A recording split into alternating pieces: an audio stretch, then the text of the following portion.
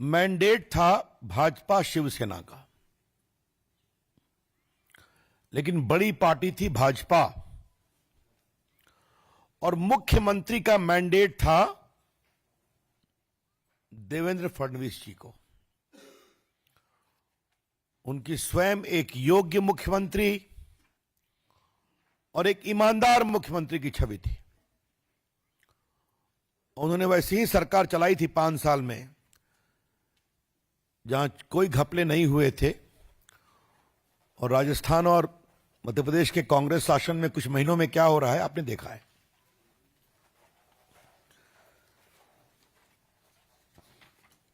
मैं आपको थोड़े आंकड़े देना चाहता हूं। 14 के विधानसभा के चुनाव में बीजेपी ने 260 सीट लड़ी थी और 47% सीट जीती और 28% वोट मिला। The BJP contested 260 seats in 2014, won 47% of those and got 28% votes. 2019 में बीजेपी ने 150 सीटें लड़ी, 70% सक्सेस रेट और 26% वोट्स। इसके अलावे मुख्यमंत्री के रूप में पूरे चुनाव में देवेंद्र फडणवीस का नाम प्रचारित हुआ था। शिवसेना को जिताने में भी भाजपा समर्थक मतों का ही बहुत बड़ा अंश था। This has to be noted that in the success of the Shiv Sena candidate, the prospect of Devendra Fadnavis becoming the chief minister and the support base of BJP also played a crucial role. इसलिए ये दोनों युति ने जब प्रामाणिक बहुमत प्राप्त किया था, तो ये देवेंद्र फडणवीस की अगुवाई में भाजपा की नैतिक विजय भी थी और चुनावी विजय भी थी। It was the moral and electoral victory of BJP-led alliance under the leadership of Shri Devendra Fadnavis जी। ये बात समझना बहुत जरूरी है। चुनाव के नतीजे आने पर ही शिवसेना किसके इशारे पर इतनी उत्तेजक हो गई? चुनाव सामने में था, नतीजे सामने आए थे, किसके इशारे पर? शरद पवार का पब्लिक स्टेटमेंट है कि हमें अपोजिशन में बैठने का मैंडेट मिला है। कांग्रेस का भी यही टिप्पणी रही है कि हमें अपोजिशन में बैठने का मैंडेट मिला है। तो एकाएक कि अपोजिशन में बैठने का मैंडेट कुर्सी के लिए मैच फिक्सिंग कैसे हो गया? The country is surely entitled to know that in view of the public declaration by the Congress and NCP leaders that their mandate was to sit in the opposition, certainly how it became a match fixing to grab the chair.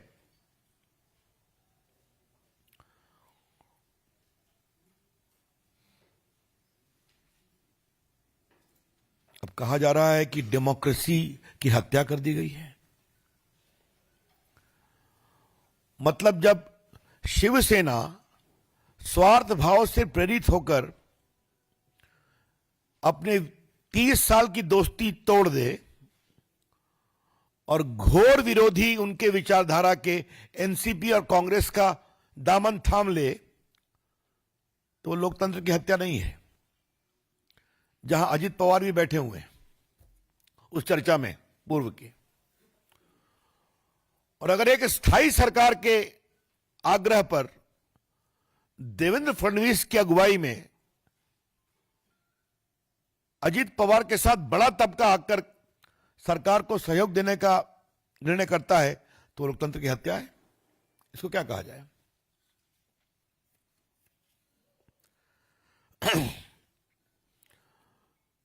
ये जो नई युति बनी है ये एक स्थायी सरकार देगी, प्रामाणिक सरकार देगी।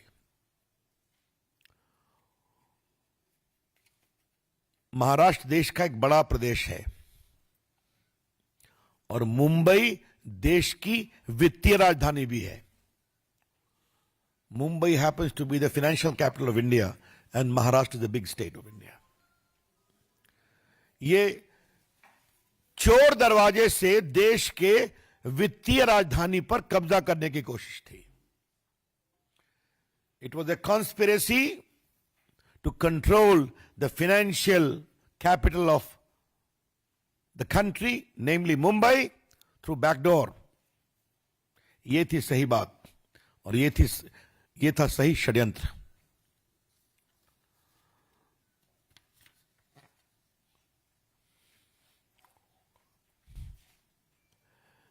जो आदरणीय बाला साहब ठाकरे के आदर्शों को जीवित नहीं रख सके, उनके विषय मुझे कुछ नहीं कहना है। उनका प्रामाणिक कांग्रेस विरोध जग जाहिर है। उनकी राष्ट्रभक्ति और राष्ट्रवाद और भारत की संस्कृति और संस्कार के प्रति समर्पण प्रामाणिक है। यही कारण था कि दोनों पार्टियां साथ आई थी और देश की राजनीति में एक नई ऊर्जा आई थी। जो उस सारी विरासत को छोड़ देते हैं वो हमसे सवाल पूछते हैं। अब कुछ लोग शिवाजी की विरासत की बात कर रहे हैं। सत्ता के लिए समझौता करने वाले अपने विचारों से शिवाजी की बात न करें, छत्रपति शिवाजी की, तो उचित है। इसके आगे मुझे कुछ नहीं कहना है।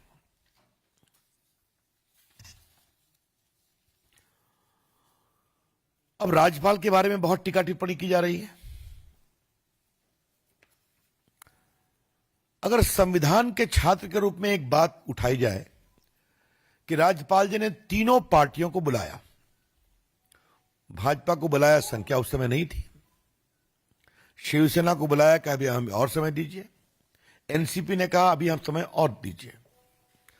आज इतने दिन हो गए तो सुबह में भाजपा और अजीत पवार के साथ जो पूरा एनसीपी का तबका है उसने अपना आवेदन दिया कि हमारे पास बहुमत है। एक सवाल मैं कांग्रेस, शरद पवार और शिवसेना से पूछना चाहूंगा, क्या एक भी उनका आवेदन राज्यपाल के पास था? In the morning, apart from the collective claim of the BJP and Ajit Pawar-led NCP, showing a clear majority numbers, there was no counter claim present before the governor. तो आपको बुलाया जाएगा तो आप दावा करेंगे नहीं, आप लिखित रिक्वेस्ट करेंगे नहीं, आप समय पर समय मांगेंगे, तो क्या एक बड़ा प्रदेश इसी प्रकार से चलता रहे बिना किसी स्थायी सरकार का?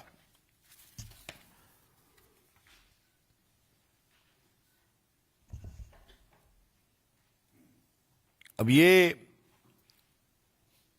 शरद पवार क्या क्या बोल रहे हैं, शिवसेना क्या क्या बोल रही है, कांग्रेस पार्टी शरद पवार से निराश है, वो क्या क्या बोल रही है, इस पर मुझे कुछ नहीं कहना है।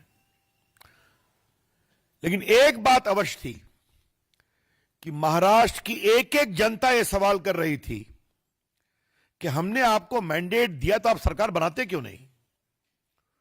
वो चाहे प्रोफेशनल हो, जैसा कि वहां के अध्यक्ष ने कहा, क्या रिक्शा वाले, क्या खोमचे वाले, क्या उद्योगपति, क्या व्यवसायी, क्या आम जनता ये सवाल पूछ रही थी कि हमने तो आपको मैंडेट दिया है तो सरकार बन क्यों नहीं रही है?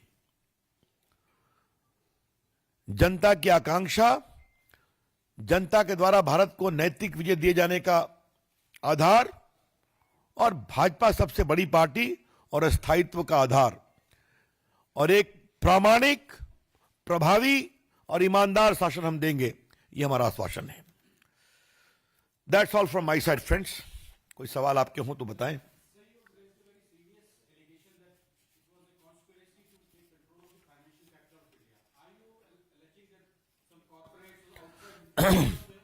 What I have said, I have said. भाई आप गाइड करो ना कोई। विकास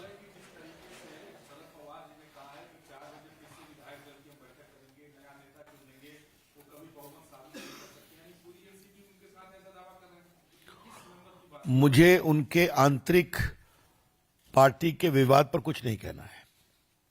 बहुमत साबित करने की जगह विधानसभा है और प्रभावी प्रामाणिक बहुमत साबित किया जाएगा।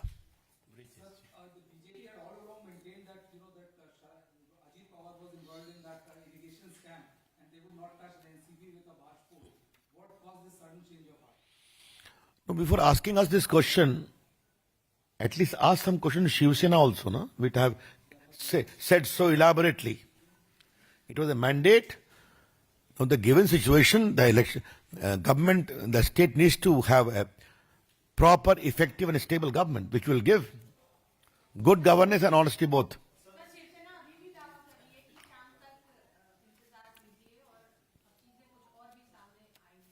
अब देखिए, मुझे शिवसेना पर कोई टिप्पणी नहीं करनी है।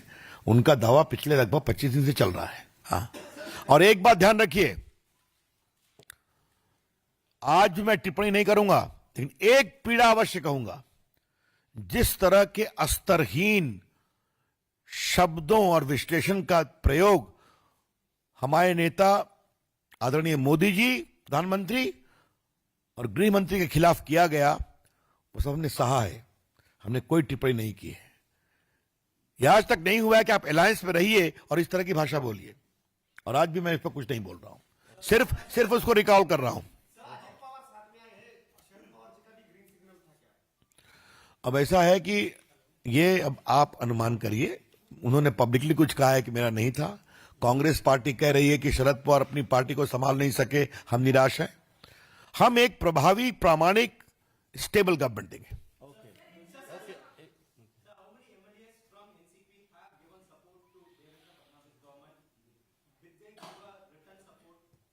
Obviously, the governor has taken a call. And as I said, on the floor of the Vidhan Sabha, a proper, effective majority shall be proved. Yes.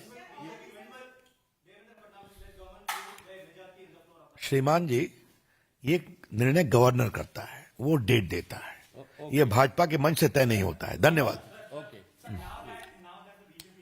Hold on please. Yes you. इधर आप control करिए, फिर मैं करता हूं। हाँ,